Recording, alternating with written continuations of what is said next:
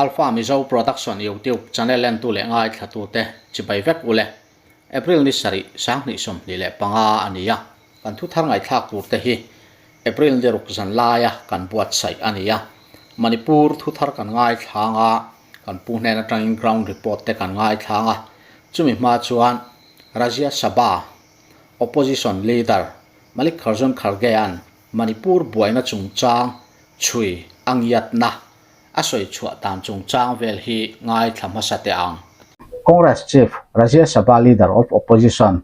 Malik Kharjun Kharge chuan zertop ni akhan parliament a Manipur tharum tho na thleng chuya phut thua soya sarkar lai pui chu sarkar in policy anei le ruam manna anei white paper phar turin anor bok Rajya Sabha athua soina Kharge chuan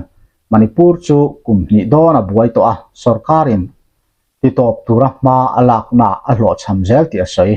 kumni chu Manipura borua katang em a sarkar hian apet mit theilowa mi jani somruk chuang thitoin mi sing ruk chuangin bai vain anoma chung ko tam takanin thena BJP chuan ngoi rengina ena Manipur e barzon na achia GST lakho manilowa an state hidin munhlom taka omani tiena soi Manipur chief minister Thin Biren Singh Khan thil thleng hi amo phura la in buaina achu arwala bang tur kha ani jok ni ina soi BJP hian Manipur rilovin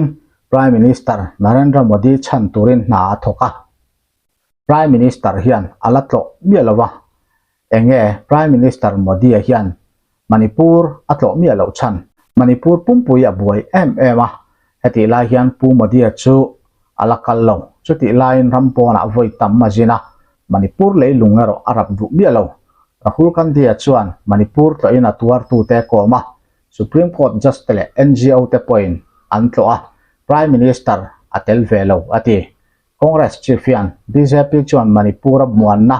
onna turin ruah manna anei lo ni ina soya enge inti rang Manipur a hian muanna chu thlenda cheu Prime Minister hi in thlang campaign in achuak olwa Manipur ero ala thlenglo muanna a thlen theilowa chui ka phuta white paper po ron phar ro se tunge amo phurtu ber Manipur a thil thleng hi mi zong songin an hria ati Kharge hian Prime Minister chu amma thei angpara Manipur to tur le dan le thupek ken ko na tluchia ti thaturina phut Prime Minister hian a soi fiangai turani enge angoi tlat enge atlo lo enge a harsat na Prime Minister hi Manipur to ngai turin ka phut thlatani ati Rajya Sabha leader of opposition Kharge hian Rajya Sabha chairman Jagdeep Dhankhar chu zertop ni tu ka khom khan Manipur soi ho na hun hong turin angen bok Kharge an Manipur chungchang a soi chua malok zertop ni jingdar thung vel khan Union Home Minister Amit Shah resolution putlu Manipur president rule puan pompui turangen na chu Rajya Sabha hian pomania Manipur chief minister Singh aban nuwa February thalai hola tangin president rule da ani marchak state ta mei teile kuki in kar boina hi All Tribal Student Union of Manipur atsamin mei ni thum sang ni som ni pathuma kongan zo atanga ron in tran chokha ani in biak nan nei don chungchang te kha kan ron soya atia in biak na an ron nei tak chungchang a te report enge mohan tar lan tura oma kan pu hne na tangin report sang ala khom te kan ngai thanga ti chuan enge mohan in zo bel ngai a omle in zo bel na te po om thei tura ngai la kan pui som hal mai tiang ole masa in kan unaw zo fa khovela omjong jong te za na le du sak na chibai karon bu masa che uane woin chol ni ru April sang ni som ni le panga tu na han zandar som pakhat aritoa woin lama chan china tlang puya kan riat thi ang te report kan ron pele donani amasa in zofa te kan chen na surachan pur khopuya matadam kan timaya tui thapui dam heta hian woin tlai lamdar li borvela khan tleirol pakhat hemidama hian atla a apoi khop maya aming hi lien chin sang kum som paruk bizang surachan pur khuani arwang hi tun kheng hian an lak mu lo ni in kan ria a poi kan ti khop mai ti kha abul tran nan kan han soi phasa ni se Manipur district munrang ranga chuti lutuka boina le thil du om lo thing a om lova nimin lama kan puan to angin sim tong bung ko puru a khan me te ho khanin tun ma March ni somvel chawa tang khanin ko puru a kan kai don kan lon don hemi thanga hian ti in dil hilama te po me te nu ho le me te ho khanin jantar mantar lama te po ko puru a tun April ni ruka an lon tur thu khan lo puanga sarkar point ven him na na min pek anga yuni ti te in ti chuan nimin lama nimin pia lama te po khan na satakin an lo tlang au puyani khang te wang khan kampung pi lama ku kinu ho po tu kin lama anin hor kho magam gi phai lama sipai ho po an ron kal ve boka boina chua ven him na na thok turin amaro cho ku kinu ho tam tham taka sang te la khalaya lo om te kha me te nu ho ani ho kha chuan an hlawani an ron kal ngam ta lo ani kam puk pi lama kan unaw ku kinu ho mi huai sen ho hi an fak om em anian in lung ruala me te ho asam tel pen ron kal se enga ma kan ngai don lo local sek rose kan ram hi nang mani na in ron ra athiang lawani chuwangin India sarkar lai puinen inrem na thatak zia ka sai na ni ma chuanin kan ram lei lung reng a yan pen khat po in ron pen lu tur ani lo ti in tran an la a an chuan om tak zet zedani kangpuk pi district sunga ku ki chanu te pachat na umwe ki pa na umwe tu nung tu ma le jong hang san ta ai ta chu ku ki chanu te na bot chake wa hi ta chu kilum tu ta pan na hin la pe ding win ka hi til khowin malang pe a jong hi ta chu ki cham te la lung khana pan na hin la jing diu chu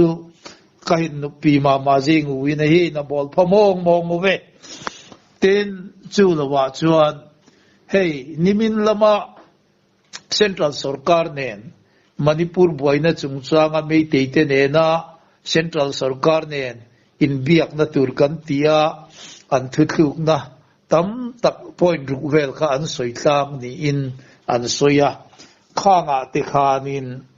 he me point ruka khan kanta na thil tha em tur kha a omlo aniang chuwang chuanin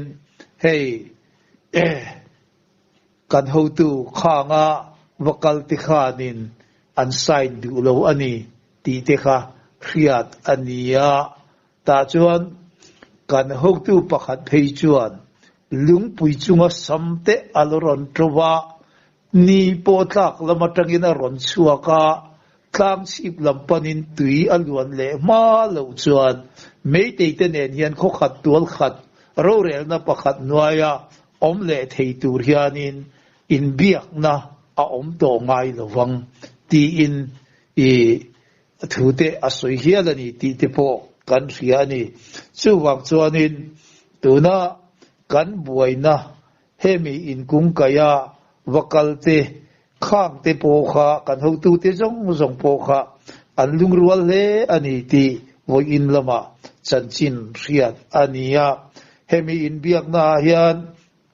Ukizo Council ho tu te marhuai na in Central Sarkar IO AK Misra Special Advisor North East Ministry of Home Affairs te Person Kumar Chief Secretary Manipur te Asutosh Kumar Sinha Additional Director General Police Manipur te baka Rajesh Kamle Joint Director Intelligence Bureau Ministry of Home Affairs te khang te kha antela Ukizo Council atangin paruk ania zomi Council atangin pani meiti te mi paruk ania point paruk an soi ho ani khang point paruk te kha anhan ngai tua khan keini Manipur zo fa te ta na in nga na tlak le thil du ani lo a an riat awangin kan ho tu te khan khami in rem na thu point ruk an soitlan khanga te po khan an sign du lo ani ti riat ani hei kan ho tu te hi kan dem thina mi ni akara hian a then khat hi mi pakhat sualna mi pakhat diklo na awangin ho tu zong te hi kan handem thina heti ang hi zong ani chuang lo ani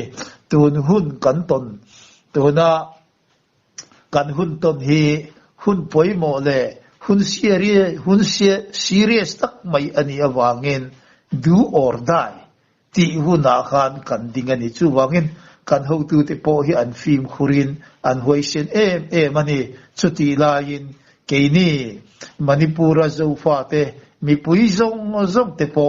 in hunga thi ngamin hoisen takin kan dingani chu wang chuanin manipura zo fa te hi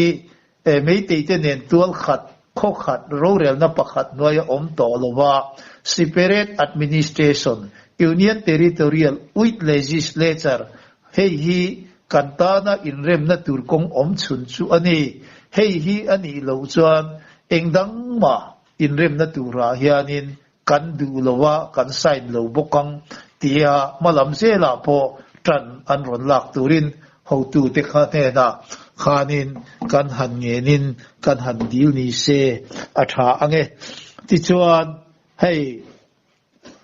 Chetigao MLA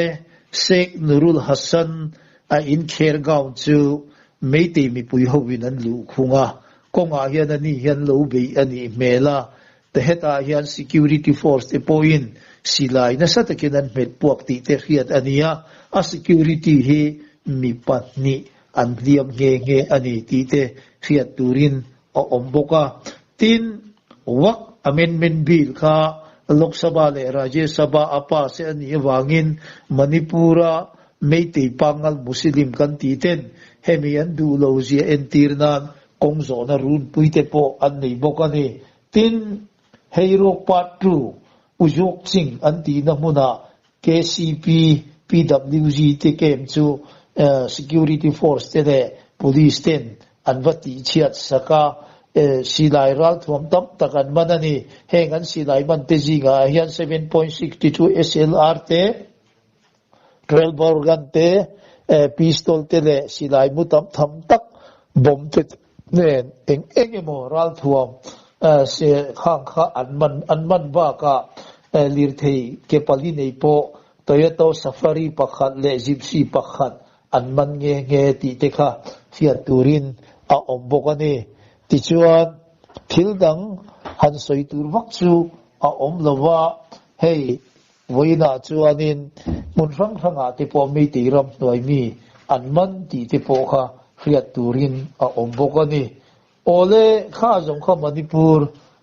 chanchin ata puya kan han pe thei te chu ania more lamte tin cycle kangpo pi kan ti lamte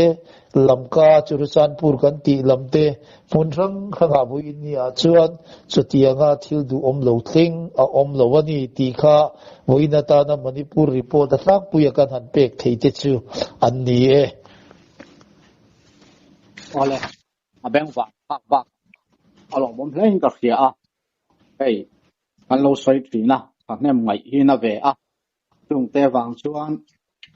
kan soi lo tur te hi kan soi mo ti te po hi ol rum trina ama chu ai kan news te min lo ngai saka min lo thir sak thin tu te hi mi pui tling tak vek in ni ti kan sia a thuron te min lo pe ve thina kan lo me mai a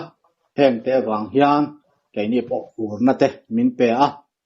lo puang zel ro in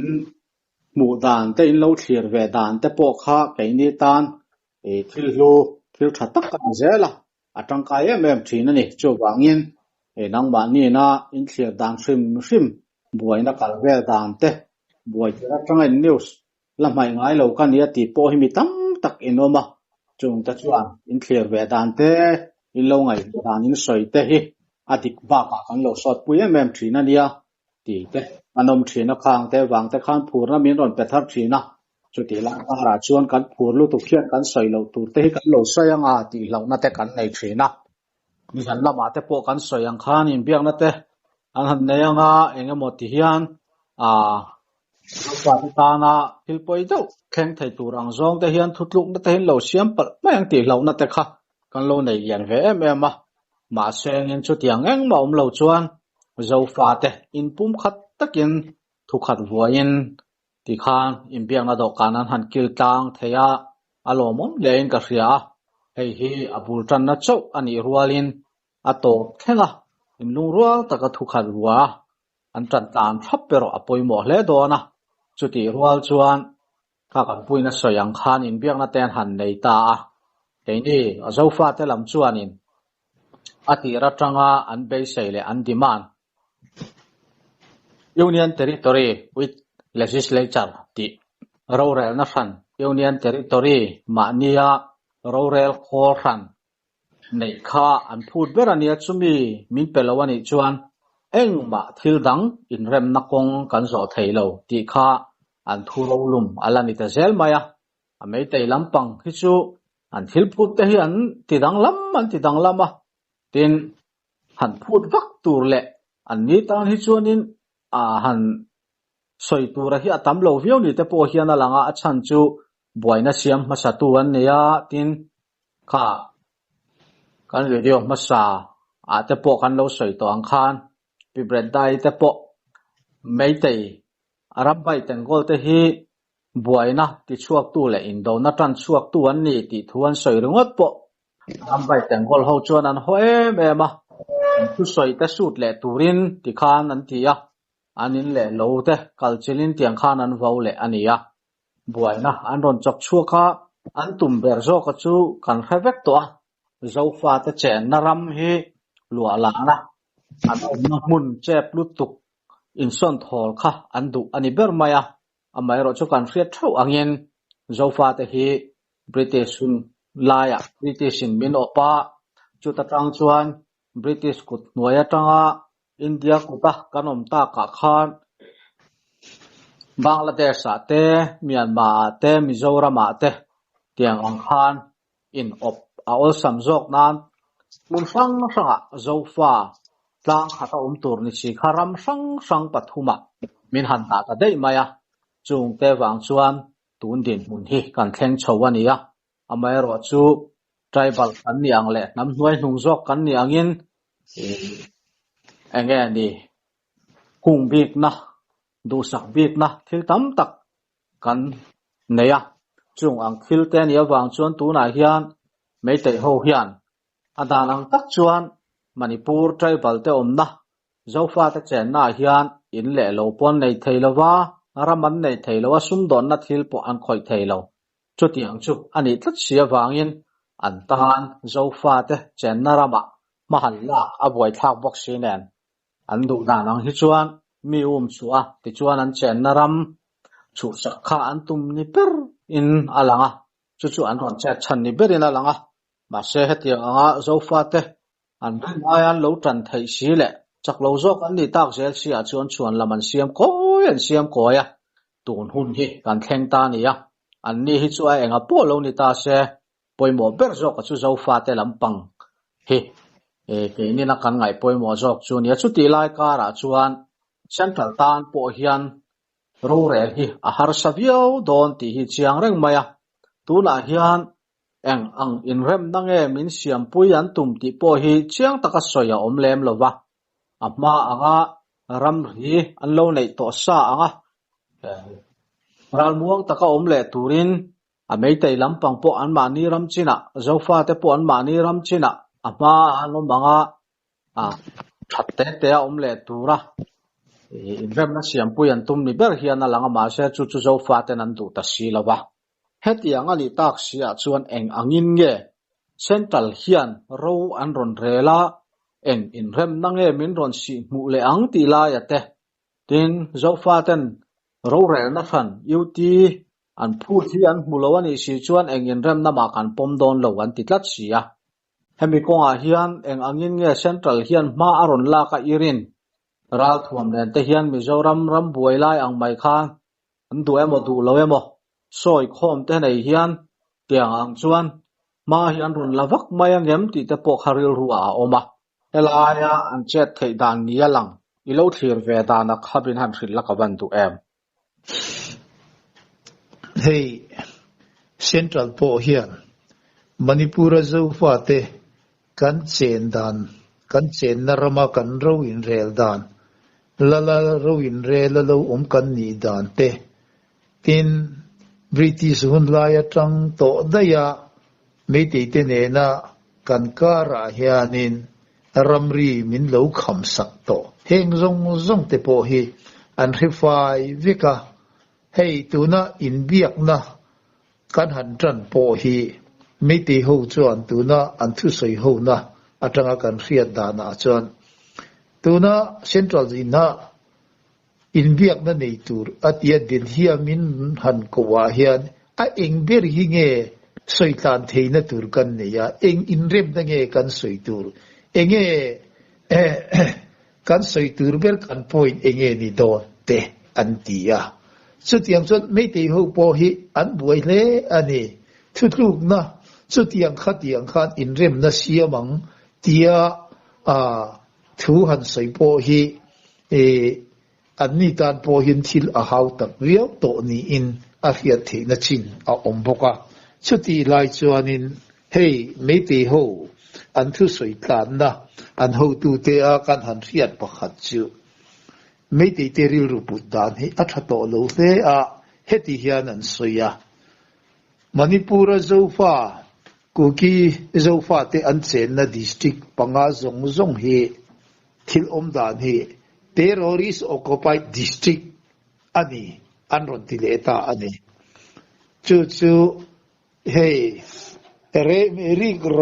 rigrap zonga che howina hemi district panga hi an thut sil ani ti zong khanin hey meite ho hian an ron soi to tlat maya in rem na kong kan zo don nge kan ti lai hianin ama kan soi to ang khan azual zo pui vai len zo kan ti ang deu khan tu na hian ama ayan sa zo ka in be na te po hi a om lo wang ti hi a soi thei to lo wa eng po ni se keima ni Manipura zo fa te chon tu na hian sai li le sai lum lam pang po kan lo in ral rina kan ip te pui khat thewa sai lum te po kan lo a lo angai don to ti te po hi ril ru a omani eng po ni se ni sinai han soita me te te la chuanin Manipura zo fa om te a khanga ro in rel na spirit administration pe khachu min du don an du don lova amaro chu kha keini zo fa ten kan thil tumber spirit administration union territorial with legislature kan mu ani lo chuan inrem na kong dang engma du kan nei lo chu inrem na tura kong om chun chu ani ti in tu na hian kan ho tu zong te an tang rual veka chu atop thenga kan din na tur po ani boka hey kan ria ni china ka soi to ang khan zo fa te kan chen na kan tlang ram Manipura nam tin te kan chen na district panga he nga te hian me te ho hian eng tik lai ma in aram le lung hi anron thut sidin aram le lung ra te po hi huan le le drame mo tang rame mo he nga te po hian an siam ngai lawa ara phang khat po an ei ngai lawa heng kan chen na tlang rama te hianin lo chengin an pi le pu an tha tu te lulu po mun khata ma a in phum lawa voi khat tema helai muna hian ron kalin an dai kal ngai lawa an zun khum ngai bok lawa ni chu eng tin nge me te hu hian kan ram an ti thei ke ni zong a kum sak te la kan pi le pu kan tha tu ten aram le lung an chenga aram le lung ra an eya an thi huna an luan lovin phuma chu ti anga kum tam tak kan chen na ram hi zo fa te kan ram ani lo chuan me te ho action ho ram hi eng tin nge ani theyang chu India sarkar lai pui po hian a khereng ani mei te te na an du le du lo thu ni to lovin spirit administration min petu tur chu India sarkar lai pui ani tlat mai chu wang chuanin kan ta spirit administration kan ta na min pe he India sarkar lai pui tan chuan dan lo po ani lowa kan cheng ho mei te te nen hian khu khat tual khat ro rem na pakhat lai kan cheng ho thei to don lo ti hi an khriat awangin tu na hianin nie chop le chilin min pe lo ma se min la pek do tho tho song angai do na ni hey ni china yan soi kha sa kha zakwa somruk paruk atanga somriat paruk kum som ni chung Mizoram abuaya khati hun lai khan amhain Mizoram chu UT ania ta chuan district in ta chuanin somriat paruk zu ni somthum ni khan ka khia khata khan Manipur Mizoram chu state pui thinga ron lan kai kha anita a hey khati hun laya Mizorama khokhom kanti grouping center antia khati ang dewa Manipur po anronti khachu tuna hianin arin om to alowa khati ang hun lai kha ang kha ni to alowa tuna hi chuanin kong engkim maya thil ti dan sarkar tan po hian thil chu tia thil har sa chu ani to alowa khati anga grouping anti point thingtang khuwa mun then khata hian anti le anti anga ami amaro chu for entirnan Kampupi district ate ani lo le Churchanpur district ate hi chuanin chutia grouping center chu anti chu arin omlowa amaro chu thui taka meitei lampang hi chu ama atanga kan lo sai to angin India sarkar government of India po BJP party hi chuan meitei lam hi chu keni ain an chan zoka an bu po arit zoka ni amaro chu kan dile kan thil tumber akhanga rowin rel na kha keni na kan du thlata meitei ho nen khokhat tual khata ro rel na pakhata om thei kan ni lawa an ni ho an ram an phai zol rami keni in chu kan tum ngai lawa engtik lai ma in an phal lovin kan cheng lawa an khal ani lo chan kan le sak lo boka chu tiang sok chu ania an ram an le lung kilometer zaruk somnga square sungi anta ania abak jong district munga district panga hi kan ta ania adang district jong tang ram hi kan unaw naga teta ania siwang chuan keini Manipur zo faten meitei te nena khokhat tual khat ro rel na pakhat na kan om du lo kan ti khat ani chuan barlui inrem na kha siam tum ram ma se abuai kha azual zating don kha India sarkar lai pui poinan ria a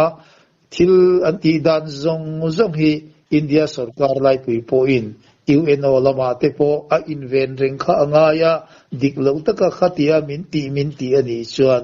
India sarkar lai pui tan po mol phau theina ani awangin atopa chuan kan thil tum le kan yat ber separate administration hi chu min la pe tho do na ni ti kha kan san thei dan che karin dan le ke ma lo mu dan chutiang chan kan sam che ani e ole alo mom hle mai isayang khan ro rel na fan hi chu meitei thu le thu lo khan ni to lawa India sarkar in an nei hi tu la ni e an ti kha chuan du lo view ma se do dal view ma se sarkar lai pui berina ti kha chuan hu dan ma ani don lo ti kha chianga chuti rual chuan tu na thil kal dan han en hi chuan osam te hi chuan min pek mai hi arin om lutuk chia lova kan nei theina tu ra ro chuan ai tha le zung thi chan ta hial po kan la sen te po ala tul don ni te poina langa chuta poimo ta berma chu in lungrual taka ke kan pen chho zel hi poimo don ti kha thil chiang sa renga ni tu na po hatiang ang hian enga mo boruak te han om ve deuh thin ma se ral rama ral ma tonga tak te hi chu nang ni chu marin nia nang ni chu kukin nia nang ni chu zomi in nia in ti kha lawa mai zial anin zu bana athuma al an nei an eiza a in lungwa takin mai teira lan do tlang the ani khatiang chi khan khoilai hmuna po hian in lungrual taka kanom tlana ke kan pen tlan hi apoimo tak zetani ti kha kan bel le ram dowa ti chuanin enge ni hei tuna mai te ku sak thung le che dan vel han thir hian kan to thinang khan ral thuam arambai tengol ho bi khianin ral thuam kha ala chuak tu an ni ti po kha NIA ho ina an hu chuina an report dana kha chuan achiang viau mai sia ma se tu na po ral thuam pelut anga ming langve si khan an ral thuam pek lu te kha chu again automatic silai kan ti ho chi te kha chu man po man tlak to manglo le atharai lo ho te kha an peluta aba ka kha chuan ulbun kan ti de ufek khani ta khang ulbun te po kan lo soi to thin angin hetia boina chu ma dei khan biren singa khan kan unau zo fa te nena silai tuntur tin thupe kan chua chu silai an tunga ma se khatia silai an tun te kha buaina nang ching chho ta zia tu man la pola le thei to lovin tiang ang khan hren ani ta vek maya khang ang silai te kha infal lama phurlu vek ani an tia khang silai te kha tuna hian sarkar ku ta hian an pelut mai mai ani anga ti rin na te po kha lian ani chu tiang ve chu thil ni dan ani ya ral thu mi chun ko an lakol na sa ti a hriata an man chun ang mei te laman man chun ang hi chu again an mani underground ho hell ho ne na tanga an man hi ni deuh zel bai sia thil han chu thian in ka na hi chu omle tura hian rin na alian lo thei lowa ma se hetila ya hian ril ruap thilom pakhat om ta chu central hi tu na po ti khop hian an mual pho to a heti zat thi sena luang to a rem na kong mumal taka an zo du mi alo te ten buaina siam masatu zok mai tei lam an ni ti khovelin an hravek chung po malak mu mala nei lo te hi dem an to em a tiang hian in rem na a man ti mek lain in biak na an oma in rem na tak om thei chuang si lawa ral thuam nen hian an ri le ta in hanin ka ble thawak wak mai se an min che dan tu hi thua ni le do na hei hi central hian an ngai ngamangem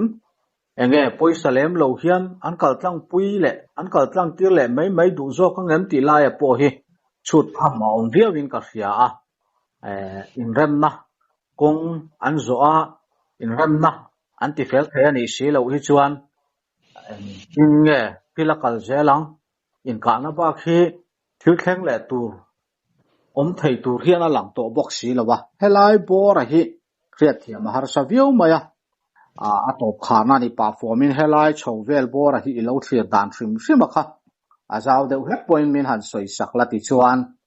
a top na po han siam mai ta lang in a thange hei isoi to ang khan ni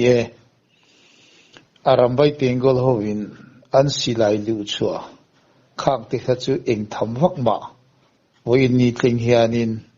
man sak po hi omin ke po in ka hela wai soi to ang khan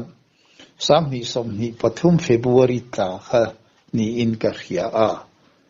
DC in order ron chua gun license ni ho zong ke ni zo fa te kha khotina mi te ral thuam sila in nei ang te police thana le DC officer ron tun vector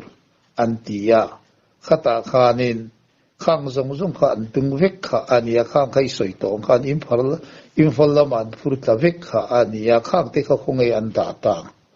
arambai tengol hovin in surrender turan tiaral thoman va pek te kha khang te kha ni ngei tura kan nga ya tin adot le a chuan mei te hi tun ma de po khan kan soya infal kho pui chung le a chevel district mun rang tuna infal east infal west thobal kakching bisenpur kanti helaya tlang ram om heng huwa hianin mi ti ram noi mi pol rang rang tin training an tia tin sipai tur ram noi mi tur po in lak thar te thalai te kha an nei se la khatiang kan khang ho po khatu na hian training na satakin an be tirani chu lawa chon nichina ka han soita district mun nga zo faten an del be ho hi terrorist occupied district anni ti khanin meite ho khan an ron sei le ta a thilkal dan te hi kan han en ani chuan central sarkar hian manipur zo fate ta nian ing ang po in ron ro redin thutluk na po ron siam se meite ho hianin an remti don lo wani ti hi riat sa ania chuwang chuanin tuna kan moba ka hian nichina isoi to ang khan thisen hi ala luang le lowang ti asoi thei to lo wani hey meite ho kha le chen kha anin buat saya aram bai tengol le meite lipun ho state force tenen an tramtlaga kumkhat air or kamin han beya amaro chu anni khanin antum anglokin min be thei talowa pathian le kan unaw zo fa khowela omzong zong te zara kan ti mayang meite ho kan lo be let ve a min ron ti na apia nga kanin be na hun apia nga khanin athi tam zok le athiam tam zok khan an tang ze la an be dong ti ngai na re to lovin giren singa ne na an zual kowa kan ram noi mi pol khang group chikwavel an oma heng ho zong zong Myanmar rama min ang hlaya command na nuaya national unity government dubo omtiso icha ta ka manipura zofa kan mel ma te hi min do pui atruta ani ti in an ko tla a khati khan min han be ile a chuti chung po chuanin an ram noi mi an chuan to lol te po kuki la kuki kum tha chelo kuki kum thar an tia an kel o chuak rak khopin khati khan an tlan che mai ania tu na UNL fan chuan em kachin training an ti te po kha khati kha ani awangin meite ho hi tu na hian anin rosa in anin ti huai sen riau thin na chu silai ral thuam ne na kan hanin be hi anni hi atlan che tu le atlan che jok tu le athi le tiam tam zo ka hian an tel ring awangin engtin nge ti ila tha ang ti in khati khan policy an ron siam chho le a an policy an nung bera chuan manipur hi president rudin omse central sipayin ku ki zofa manipur omte hi du to ken han rial se an silai te hi surrender tirila chuti ang chuanin central sarkar central sipai thu nuaya hian du to kin han be se ti kha an policy kha ani le a hey tu na hian king angin nge kan ma a hian thil lo teng don kan relo amaro chu meite te in buat sai dan de tu na an policy le an trong dan zong te hi han ngai to chuanin min ron be le nge do na ni ti hi ke chuan kalorin dan de kalo mu dan ania chu wang chuan hey in be le ani huna chuanin tu na ke ma ni voin lama chanchin kan han riat thei dan anga kan u nau zofa kan ho tu zong te atu te po ni se tu na in betura delhi tlanga kal ho zong MLA ho chopin in thurual taka tran anlak ang hianin in beile huna zong a eng pol chulo ni ro se meite ho hi atam thei ang bera kan tha a an khuate po kan varu da ngai to in ka khia a an khuate parunin atam thei ang berin an khuate po hal sak ve ila atam thei ang berin an nun na te po khati ang khanin thei to pin lata ila chuti huna chon anni po in hetia min ti reng hi chuanin kantan nakina hun har sa zokin min ron del dona chu wang chuanin ani ni to mai ro se akhangin ro in rel na anni hi peto mayangu anti hun po ala om ngei tura ki chuan ka ngai ni tu na po hian hei Congress a chief minister lo ni to thin okram ibobi singa chuan heti hian asoya an hlau thong to ani ti kha ka hiani achan jo thu soya khan manipur hi meitei te keima ni ram chau ani lawa manipur hi nam rang khangte nam somthum le panga somthum paruk te lungrual takle inrem taka kan chen khom na ram ania meitei hovin arpuin taiwang bu thai dara kanote nen kan zawa ya kan eiturani ti angzonga manipur rami meitei ten chutia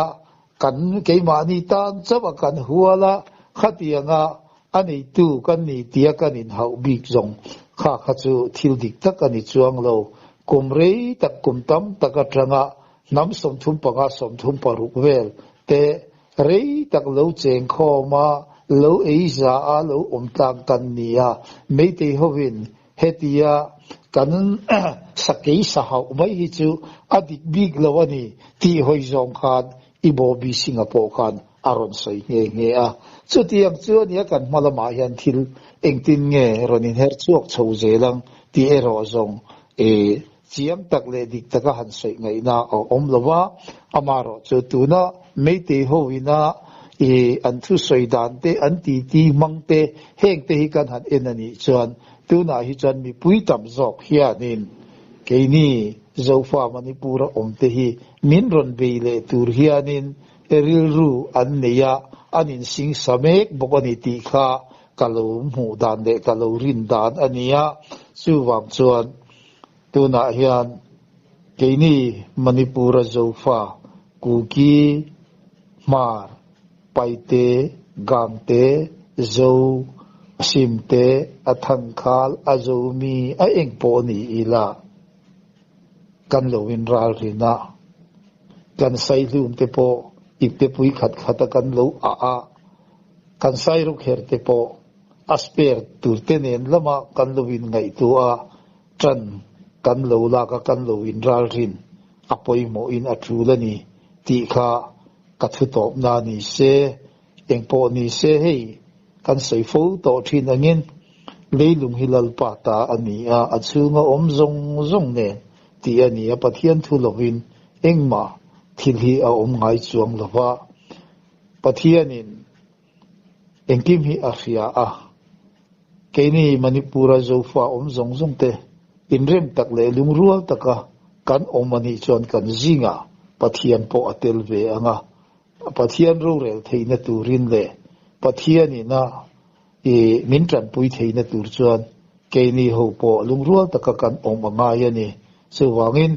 lungrual takin kan zawain omila kan mel maten min ron be ani po in lungrual takin kan do ronanga chuta chuanin pathian po in min tran pui anga kan tumber ahanga ro in rel na po hi kan lak mudonani